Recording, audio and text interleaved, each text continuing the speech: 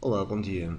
Vamos começar esta análise aos índices, a habitual análise de revisão aos índices pelo IBEX, pois tem sido pedido para o englobar e estando aqui tão próximo, sendo um índice que tem estado muito bullish, vamos então fazer-lhe também aqui uma rápida análise. Repare-se que o IBEX, depois de um bear market bastante considerável, um bear market muito marcado por máximos relativos consecutivamente inferiores ao anterior, teve aqui um duplo fundo quase simétrico, apesar da segunda perna vir aqui um pouco abaixo da primeira perna. Não foi uma diferença muito considerável. Estamos a falar de menos de 1%, por isso acaba por se considerar aqui um duplo fundo.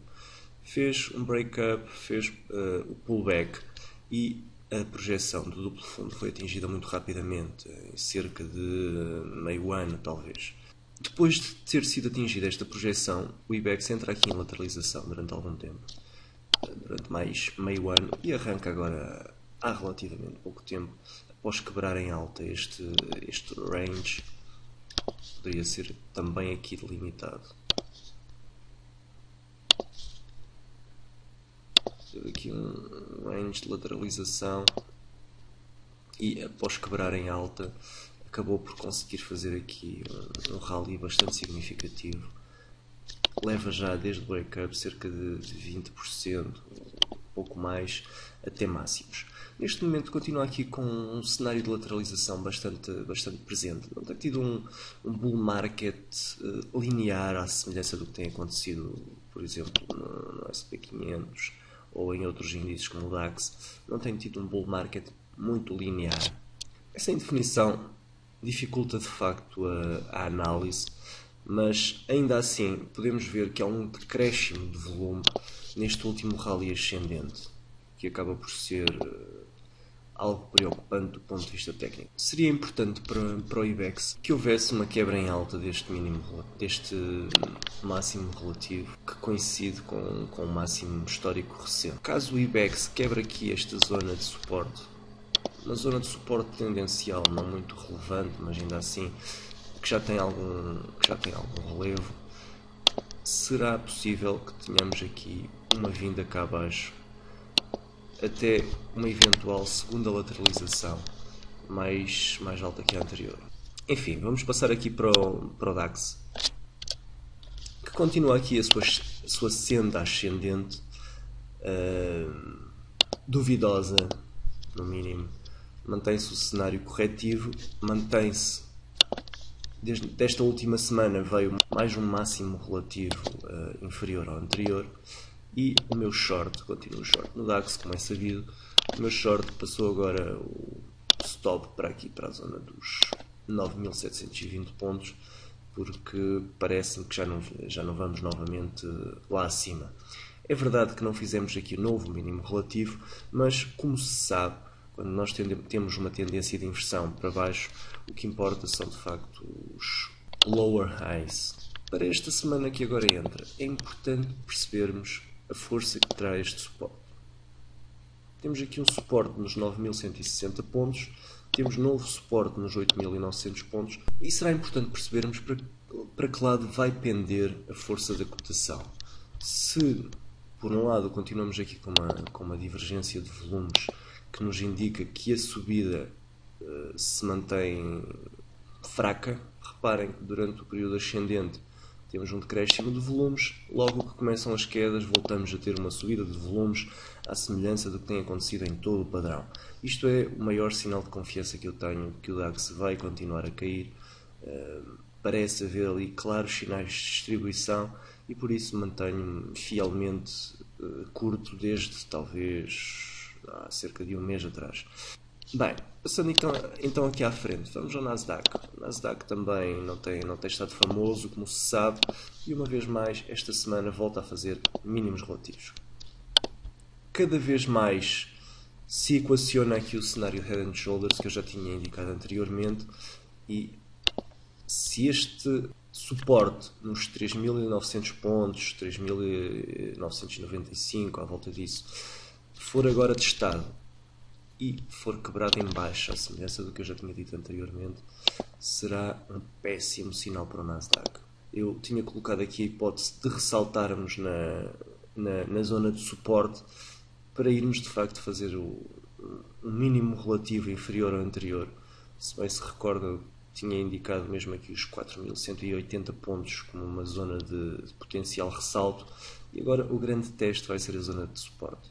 Eu não vou tirar conclusões precipitadas, será demasiado cedo para considerarmos o cenário de Head and Shoulders, que essa questão fique bem clara, mas ainda assim, só pelo cenário de lower highs, o Nasdaq é por si, desde já, shortável. Se esta questão se vier a colocar como definitiva, se tivermos aqui uma ativação do Head and Shoulders,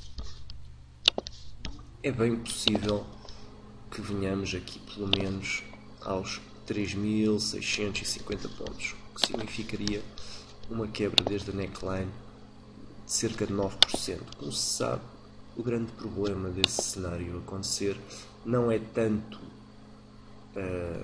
o target, mas sobretudo o padrão de inversão, que geralmente dá lugar a uma correção mais acentuada e geralmente dá mesmo lugar a um bear market, neste caso que estamos a falar de um padrão de inversão descendente. SP500 continua a ser provavelmente aquele em que eu tenho ainda mais dúvidas, em que estou ainda menos curto, digamos assim, do ponto de vista psicológico.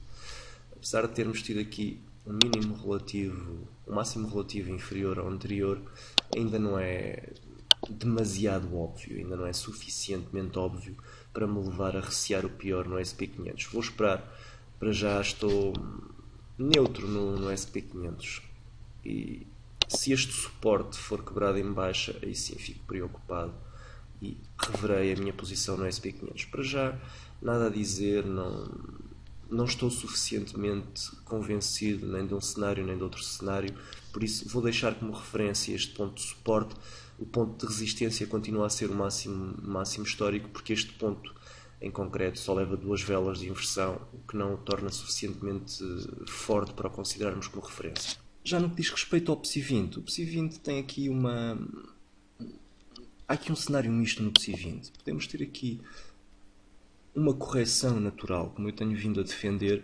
Poderemos ter algo mais. Numa primeira fase, indo por partes, tudo se enquadra para já no cenário de correção natural. Temos aqui um novo lower high inferior ao máximo relativo anterior, que era expectável. Temos aqui um caminhar para os 6.800 pontos, conforme eu tenho vindo a defender, o que também seria expectável. A questão tem muito a ver com um potencial Head and Shoulders stop. Poderemos ter aqui informação e que, caso se viesse a ativar, poderia levar o PSI 20 mais para baixo do que a atual zona. Se isto se viesse a confirmar, poderíamos ter aqui de facto alguns sarilhos. Para já é demasiado cedo para colocar este cenário. Espero, para bem do PSI 20, que além de não termos a ativação, tenhamos uma vinda aqui aos 7.690 pontos, para fazermos um máximo relativo superior a este anterior e para deixarmos de lado, colocarmos de lado este padrão. Para já, espero ainda assim que a correção se continue a evidenciar e que pelo menos chegue aqui aos 6.800 pontos. Se esta correção de médio prazo, curto-médio prazo, se vier a confirmar, poderemos ter aqui pelo menos uma correção até aos 6.200 pontos, que será, volto a dizê-lo, um cenário nada apetecível, mas ainda assim realista o suficiente para termos de o considerar. De assinalar também, para finalizar, que o volume na última sessão, uma queda de quase 1,5%, foi muito baixo, que também não é de estranhar, porque estamos numa altura festiva, mas ainda assim este volume baixo alivia um pouco a pressão deste potencial Head and Shoulders. Bem, para já vamos ver, esta zona dos 7.590 pontos passa a ser uma zona de resistência, os 7.180 pontos, mais coisa menos coisa, são um suporte considerável, já o eram anteriormente. Vamos ver como é que a cotação reage a esta zona de suporte, e será essa reação que nos vai dizer, muito provavelmente, qual será o comportamento de médio prazo. A quebrar-se, podemos ter saídos. Bem, por hoje é tudo. Um resto de bom dia, de bom fim de semana a todos.